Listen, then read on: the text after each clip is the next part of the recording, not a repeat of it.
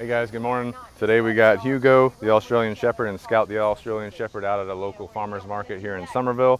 Just equipment layout real quick. They are remote collar trained and conditioned, so I got the remote collars right here for easy use. On my right side, I am right-handed. I'm going to be holding their leash in my left hand. If you look at Scout, he's a little bit anxious today, so we'll talk about anything that we see coming up as we do our walkthrough that's anxiety related. Hugo's more chill, laid back, no real anxiety. So you'll kind of see the difference there, but also two dogs working together. So let's start going here. All right, heel. All right, so I do have Hugo and Scout here on a double dog leash. What that means is I have one leash that has a brass clip on each end, and so I can connect both dogs to the same leash. Nope. And if you see Scout, the black and white Australian Shepherd, he got a little bit anxious as we started walking. He wanted to cut in front of Hugo, so what I did is I just said no, gave him a quick reminder on the remote collar to remain in good position, and then he came back to good position, okay? So one thing you might experience when you're walking two dogs at the same time is competition, all right? A lot of times when you walk two dogs at the same time, you're gonna be dealing with the dogs competing with each other for going further ahead or trying to take a more dominant position. And your job as the handler, and especially a trainer, if you're a dog trainer, your job when you're working with two dogs is to teach those dogs that that competition factor is not allowed, right? And the way you're gonna do that is with your fundamental training protocols. If the dog's doing the right thing, you're gonna say good, you're gonna provide a random reward to them. If your dog's doing the wrong thing, you're gonna say no, you're gonna provide some form of accountability, all right? So there's a generator right here on my right. Scout got a little bit anxious about that, but overall held pretty good position, so no correction needed. Hey, good morning, how we doing? Good to see you. Appreciate this, I saw you liking that one, appreciate it. So again, that competition factor when you got two dogs moving together is probably the number one thing you're gonna have to work on as far as the training and handling aspect, all right? So again, if they're competing, you're gonna say no, you're gonna apply a correction for being out of position, okay? No matter where you go, that's your fundamental training protocol, okay? So all I do for that, I've got the dogs on leash, and if one goes ahead, let's say they're competing, one goes ahead, I might say no, quick tug on the leash, and then once I get good at the remote collar, or the remote collar is good to go for the dog's condition and applied, then I can start to replace that leash correction with a remote collar correction, okay? So let's just finagle through this crowd here real quick. No, no, okay, good.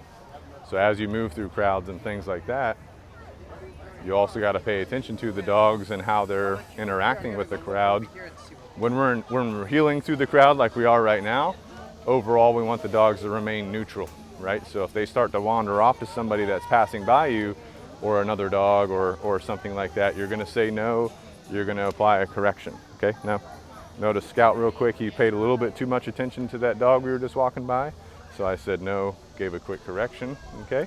Then he wanted to kind of go ahead of me a little bit, so I said no, gave a correction for that as well. So again, it's about consistency with your accountability based on your expectations, okay? But again, the competition factor, you're gonna be using a remote collar for that, leash for that to help you finagle that. And then remember that the dogs must be good individually. So they must both individually be good at what you expect them to do before you even get them good to go together, okay? So we got a super busy part of the crowd right here. So we're gonna walk through. We got a dog right here on the right. So if one of the dogs gets out of position to go check out that dog, I'm gonna say no, give a correction, okay? As I move through the crowd, I just stay at a good pace. That's good for the crowd. Now when you're in crowds, you got a bunch of things that could potentially happen. Dogs could pop out of anywhere. People could pop out of anywhere. Kids could pop out of anywhere. So you have to be ready for these things if they're going to affect your dog and your dog's behavior, right? You have to be ready for these things and make sure that you're always working to build up the proper behavior, the proper protocol with your dog, no matter how intense the crowd gets, you know what I'm saying?